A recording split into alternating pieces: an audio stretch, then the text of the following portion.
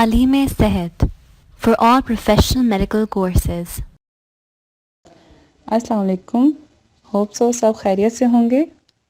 آج کا میرا ٹاپک ہے مائکروسکوپ. مائکروسکوپ کو کلینکل مائکروسکوپ یا آپٹیکل مائکروسکوپ کہتے ہیں. مائکروسکوپ ایک آنکھ والی یا دو آنکھوں والی ہو سکتی ہیں. دو آنکھ والی مائکروسکوپ زیادہ استعمال ہوتی ہے. اس کو بائنوکلیئر مائکروسکوپ کہتے ہیں.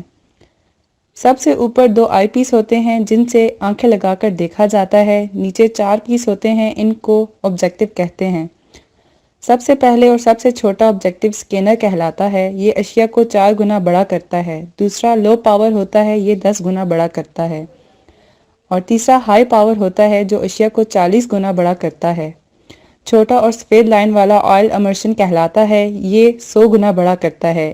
ان کے نیچے سٹیج ہوتی ہے جس پر معائنہ کرنے والی اشیاء یا سلائیڈ لگائی جاتی ہیں. اس پر کلپ لگے ہوتے ہیں. اس کے نیچے کنڈینسر ہوتا ہے جس کے اوپر یا نیچے کرنے کے بعد لائٹ کم یا زیادہ کی جاتی ہے. سب سے نیچے لائٹ ہوتی ہے. اکثر مائکروسکوپ میں لائٹ کی مقدار کم یا زیادہ کرنے کے لیے ڈمر لگے ہوتے ہیں.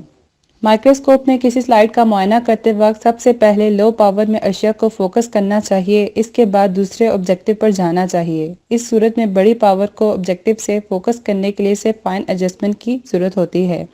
آئل امرشن کے استعمال سے پہلے سلائیڈ پر ایک قطرہ سیڈار آئل کا ڈالنا ضروری ہے اور آئل والے آبجیکٹو کو آئل کے قطرے کو لازماً چھونا چاہیے.